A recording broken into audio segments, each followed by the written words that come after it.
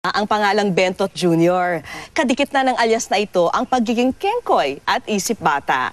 Marami ang napasaya sa kanyang pagpapatawa noon sa pelikula at telebisyon.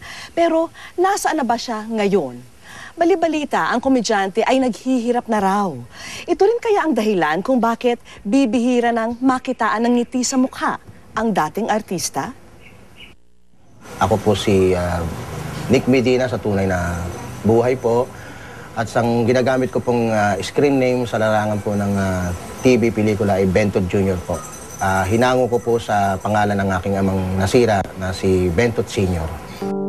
Unang nakilala si Bentot Jr. sa isang TV sitcom noon. Tinawag na Bonjing dahil sa karakter niyang isip at kilos bata. Boses bata talaga. Pinaliliit ko yung boses ko. Kung paano pinaliliit ng father ko yung boses ko, the same. Halimbawa, ganito. Pagtatalita ko sa iyo, ganyan. Bata, ang kautap mo, hindi na yung matanda. Before, nung pumasok ako sa entertainment, dancer ako talaga. Giging sayaw. Sumasayaw na ako sa TV, sa mga stage, everything, sa mga corporate show.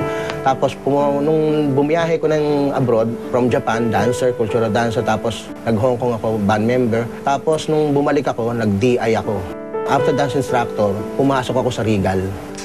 Sabi ko, dito ko nasisimulan yung sundan yung yapak ng aking ama. Nakita ni Tito Dolphy na kaya ko palang gayahin ng father ko. Actually, na-shock nga siya. Nung makita nga niya ako, sabi niya, para daw nabuhay nga raw yung father ko. Nung tinignan niya yung picture ko, sabi niya, si Bentot to. Hindi, si Bentot Jr. na yan, si ano na yan, naanak mo na, sabi niya nun. Ako kaagad yung sinasabi na, yan yung original na Bonjing, yan yung may dalang malaking dede, yan yung naka-diaper, yan yung may babero. Ngayon yung boses bata, kahit na may edad na, boses bata pa rin. Yung kagad na, nare-recall, yung mga matatanda, nare-recall ang father ko.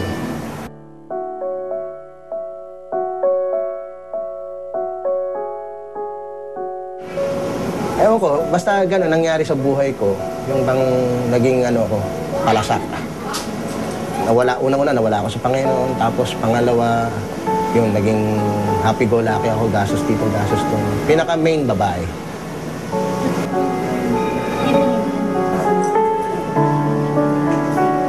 Nung mawala na yung Home Along the Riles, naisip ko na, sabi ko, patay. Sabi ko ngayon, wala na akong regular. Tapos sabi ko, okay lang, sabi ko gano'n. Medyo balik na naman ako sa Panginoon. Dasal-dasal na naman ako. So hindi pa rin ako nawala noon. May guesting. Tutuwa ako na may guesting, may blessing. Tapos mga shows, mayroon pa rin. Nung medyo bumaba na yung economic natin, parang nadamay na. Nadamay na. Ang isang malaking dagok pa kay Bentot ay hindi lang material na bagay ang nawala sa kanya. Dahil ang asawa at anak, napilitan niyang isoli pansamantala sa kanyang biyanan dahil sa hindi na niya maibigay ang pangangailangan nila.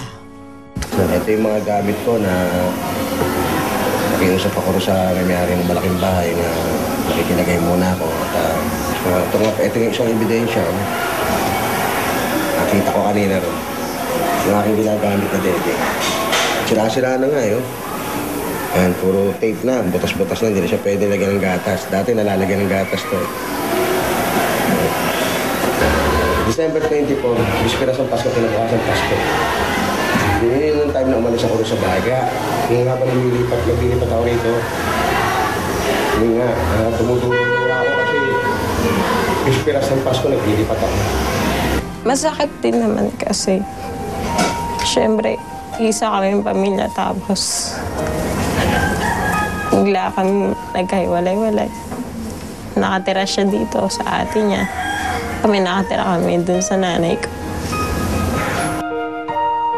Okay.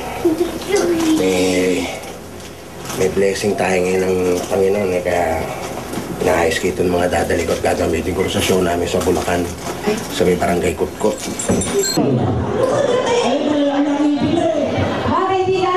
Pasalubungan mo natin ang palakpakan. Bentot Jr.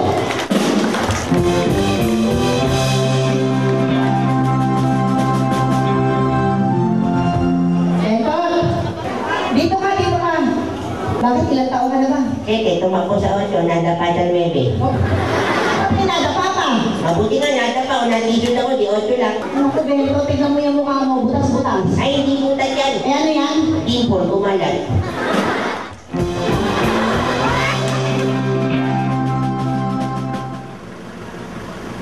Actually, aminin ko, naging pabaya ako. Pabaya ako sa...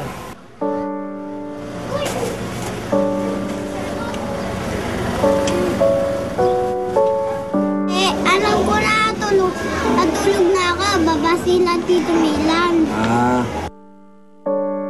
Naranasan ko na yung ano, naranasan ko na yung gatas ng anak ko, pinanghiram ko.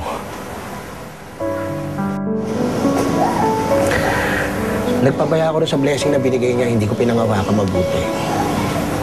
Kasi pray ako ng pray, pagkatapos nung binigay niya sa akin, ginamit ko naman sa hindi maganda, yung kinikita ko.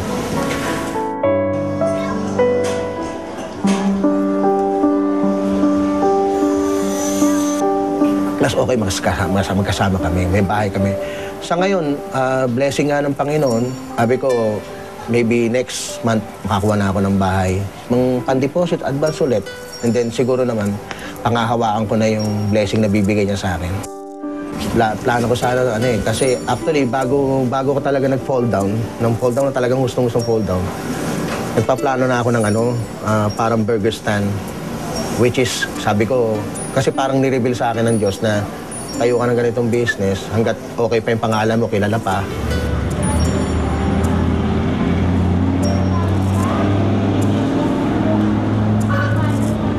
Dumating sa akin yung pagkakataon. Sabi ko, Lord, bakit napapatawa ko lahat ng tao? Kaibigan ko, mga kapwa ko artista, mga ibang tao napapatawa ko, yung mga nanonood sa akin. Bakit yung sarili ko hindi ko mapatawa? Nandito kami, parang bilang ng ganyan kasi nadalita ko. Baby, what is your name? Iba talaga yung, masaya ka dahil meron ka. Kahit may problema ka, masaya ka kasi medyo maganda buhay mo. Papatawa ka. Pero yung ganitong wala ka, ang hirap. Talagang mahirap magpatawa.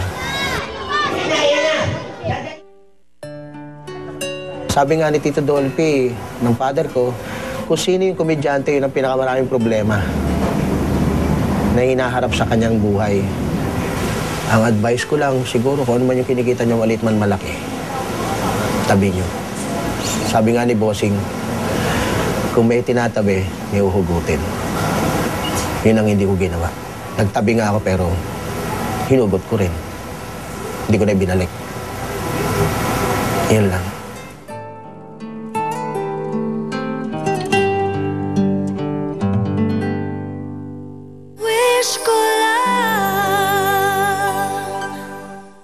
Sa aming pagbabalik, Basta ako, call away lang. Tawagan mo lang ako kung may matutunan ko, bro. Tulungan tayo. Tulungan tayo, pare. Ha? Wala akong number mo pa.